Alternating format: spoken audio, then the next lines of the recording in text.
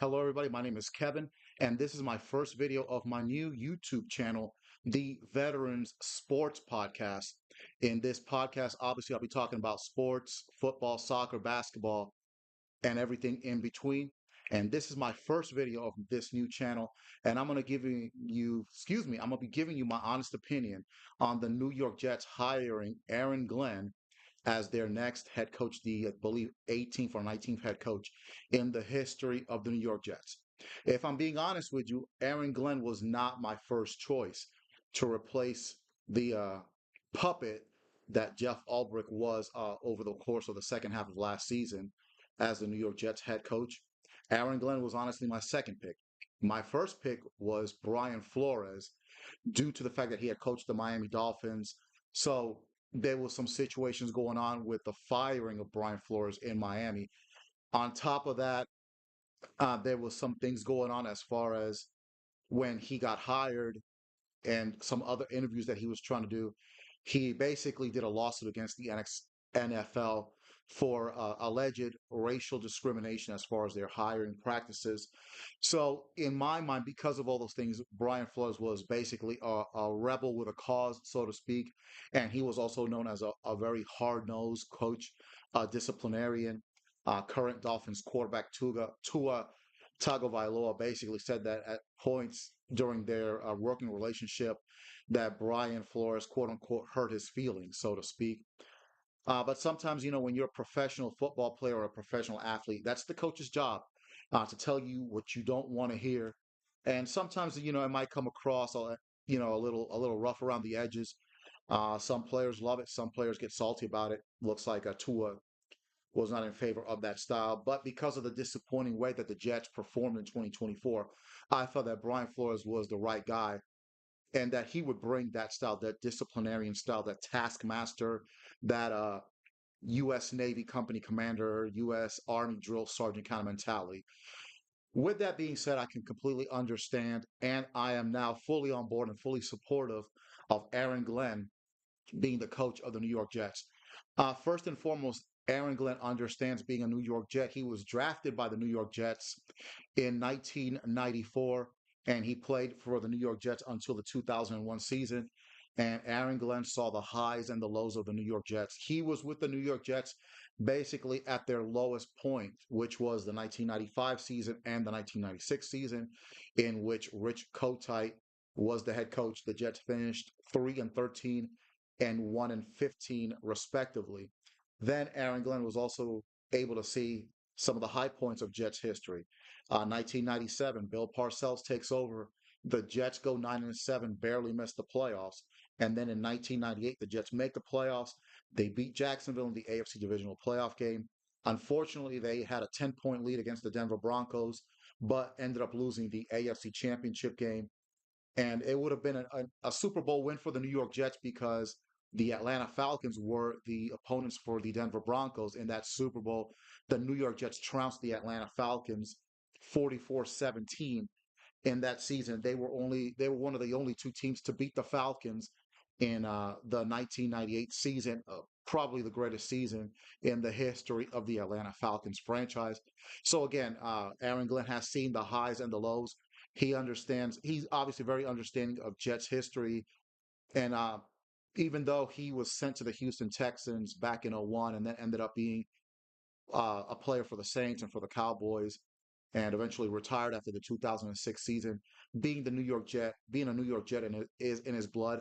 I had heard that for a few years, Aaron Glenn had said that his dream job was to coach the New York Jets. Well, Aaron, if you're listening, this is your chance. The only way is up. We've had basically two of the most disappointing seasons in franchise history, the Aaron Rodgers years. Unfortunately for Aaron Rodgers, he got injured 4 plays into the first game against Buffalo, missed the entire season.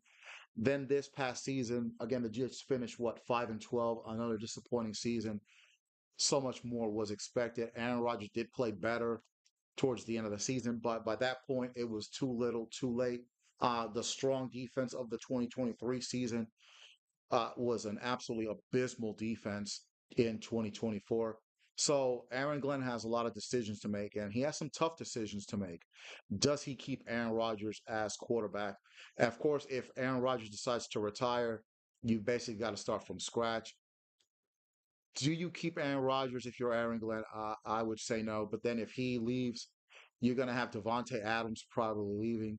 Then you've got the situation where there have been rumblings about unhappiness on the part of Garrett Wilson. Garrett Wilson, who is the first ever New York Jet to have three plus 1,000 yard receiving seasons. No one, no Jet receiver has ever done that. Not Don Maynard, not Keyshawn Johnson. So Garrett Wilson, an elite wide receiver in the National Football League, a young man who really is now hitting his prime as he heads into his fourth season. If those rumblings are true, do you want to keep that? You want to keep Aaron Rodgers, and basically you're going to have Garrett Wilson unhappy. Then he's going to want to leave. Then there's Brees Hall, the star running back. He had an off year in his third season. I don't think the offensive line was really all that bad.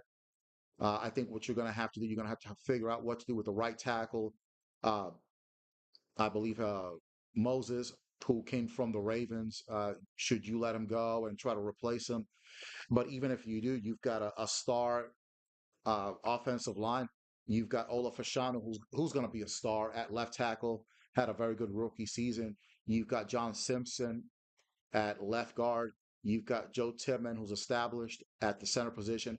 And then now I think we can honestly say that now, hopefully, the injury issues for Elijah Vera Tucker are behind him, and he can become a mainstay at right guard for many years to come. So I don't think the offensive line is that bad. I think really the issue is some of the skill positions and obviously coaching. Aaron Glenn has got to find a offensive coordinator. That's another position that's vacant at this time as well. And then as far as the defense, the Jets are going to need a new defensive coordinator, and really they just need a new mindset. Quinn Williams had an okay year. The injury to Jermaine Johnson in week 2 against Tennessee that really hurt the Jets, and it just kind of went downhill from there. But what I want to see more than anything is Sauce Gardner. Um, in his first 2 seasons, he was all pro, he was all everything. And the only two other players to do that in their first 2 seasons are Micah Parsons and Lawrence Taylor. Quite frankly, last season was an absolutely horrible year for Sauce Gardner. With Aaron Glenn being there, a former cornerback, a former New York Jets great, one of the greatest players. Aaron Glenn is one of the great players in the history of the New York Jets, which is why I'm on board with this hiring. He was in 2003. He was selected to the all-time New York Jets 40th anniversary team, and up until Darrelle Revis arrived in New York in 2007, Aaron Glenn was the best Jets cornerback in the history of the franchise. Now, the Jets in their 62nd season, I believe, if you were to ask me to build an all-time New York Jets team, you're going to have Darrelle Revis as one cornerback and Aaron Glenn as the other. You can forget, hey, all due respect to James Hasty, you can forget about him. Sauce Gardner was kind of starting off there, but this year, his third season was absolutely terrible. And my biggest issue with Sauce Gardner is after 3 seasons, Aaron Glenn, he had about 5 or 6 interceptions. After 3 seasons, Darrelle Revis had 14 interceptions. Guess how many interceptions Sauce Gardner has in 3 seasons? Only two. So hopefully now with Aaron Glenn as the coach, he can transfer some of that knowledge to Sauce Gardner. I expect Sauce Gardner to get at least 7 interceptions next season. Otherwise, he's out of town. It'll be interesting what happens now with DJ Reed. He said that he wanted to pursue free agency. Maybe Aaron Glenn can convince DJ Reed to stay. I think DJ Reed had a very good year last season. Yeah, he got burned a couple of times, but more often than not, DJ Reed was very effective. If he leaves, I understand because he's tired of the losing as well, but maybe Aaron Glenn can convince him to stay. I think it's time to move on from CJ Mosley. I think Jamie Sherwood and Quincy Williams are the future at linebacker. And then let's see what happens with this defensive line with Will McDonald Jr., Quinton Williams, and also hopefully Jermaine Johnson can return, even if it's not 100%. to 95%. Jermaine Johnson's a heck of a football player, and maybe the New York Jets maybe should get another defensive tackle to try to ease some of the pressure off of Quinn Williams. But again, those are just kind of my thoughts as far as Aaron Glenn becoming the new head coach. Obviously, he's going to have to surround himself with an experienced staff. He's gotten glowing endorsements from the likes of Sean Payton, the likes of Bill Parcells, who was one of the coaches that he had during his NFL career. A lot of former players are backing him up. Victor Green, Vinny Testaverde, Keyshawn Johnson. That many people endorsing you can't be wrong. And then look at the people who are endorsing you. So I wish Aaron Glenn nothing but the best, nothing but love for him, nothing but support, and hopefully the New York Jets in 2025 can, if nothing else, even if they miss the playoffs, I want to see them at least have a winning season, and that way we can see that there's legitimate progress right now.